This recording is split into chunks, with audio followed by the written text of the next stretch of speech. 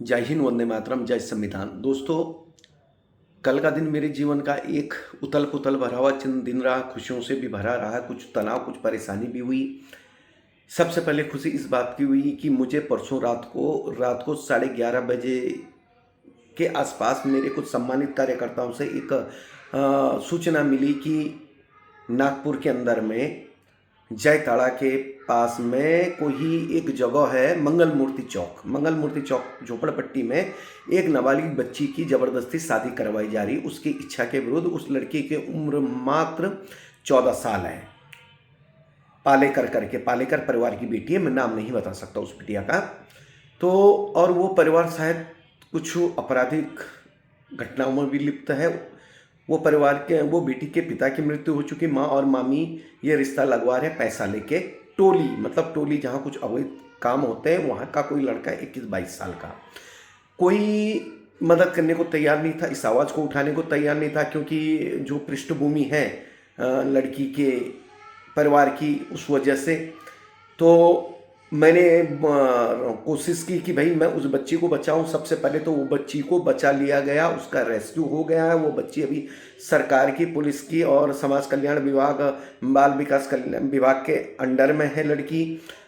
उसके लिए मुझे बहुत दिक्कतों का सामना करना पड़ा, क्योंकि मैं जिस जगह रुका हुआ था, देवभूमि उत्तराखंड, नागपुर महाराष्ट्र से काफ़ी दूर हूँ।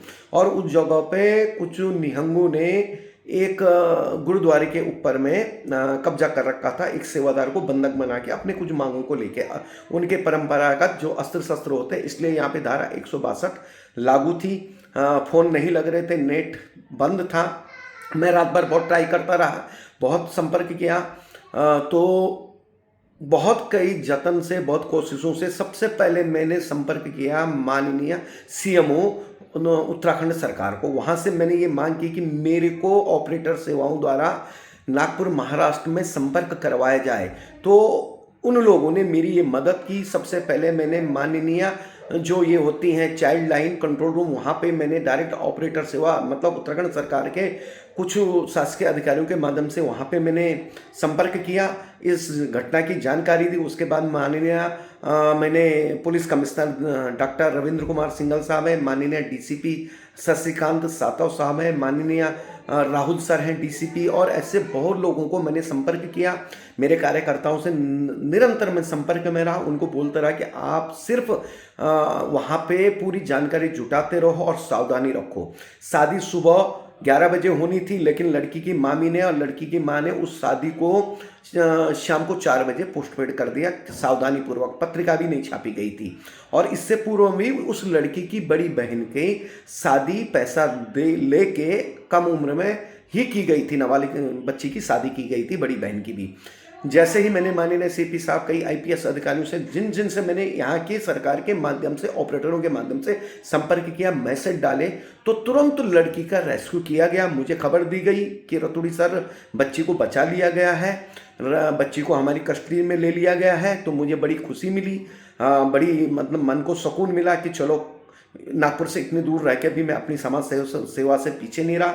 मेरे सम्मानित कार्यकर्ताओं के माध्यम से बच्ची बच गई, उसका सफल रेस्क्यू हो गया है। अब जब मैं नागपुर जाऊंगा तो मेरी सबसे पहले ये मांग रहेंगी कि उस परिवार पे एफआईआर दर्ज हो, उस परिवार को सख्त से सख्त सजा मिले। बेटी कोई खिलौना नहीं है, बेटी कोई बिस्तर का चादर नहीं है, बेटी कोई मुरझाया हुआ फूल नहीं। बेटी जो है हमारे लिए नारी शक्ति होती है। बेटी को पढ़ाया जाता, लिखाया जाता, बेटी की उम्र पूरी होने दो, उसके बाद शादी करो।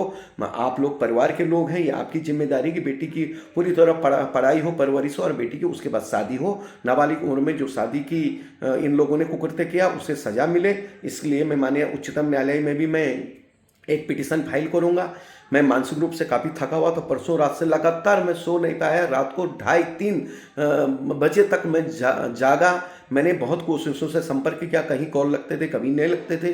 फिर मैंने सरकारों की सुविधा ली, और जिन जिन अधिकारियों ने कल पूरी मदद की, माननीय पुलिस कमिश्नर साहब, माननीय डीसीपी साहब, माननीय सभी डीसीपी जिन जिनसे मैंने संपर्क किया, माननीय न्यायालय के कुछ बड़े पदाधिकारी, कुछ न्याय मित्र, और जो ये child help number control room की जो मैडम है, उन सभी का मैं तहे दिल से अभिनंदन, अभिवादन करता हूं कि आपने मेरी अपील को नहीं माना, बल्कि एक बेटी को बर्बाद होने से बचाए, उसका भविष्य भविष्य अंधकार होने से बचाए, क्योंकि बेटियां सिर्फ एक परिवार नहीं, कई परिवारों के लिए, कई वंशों को चलाती हैं।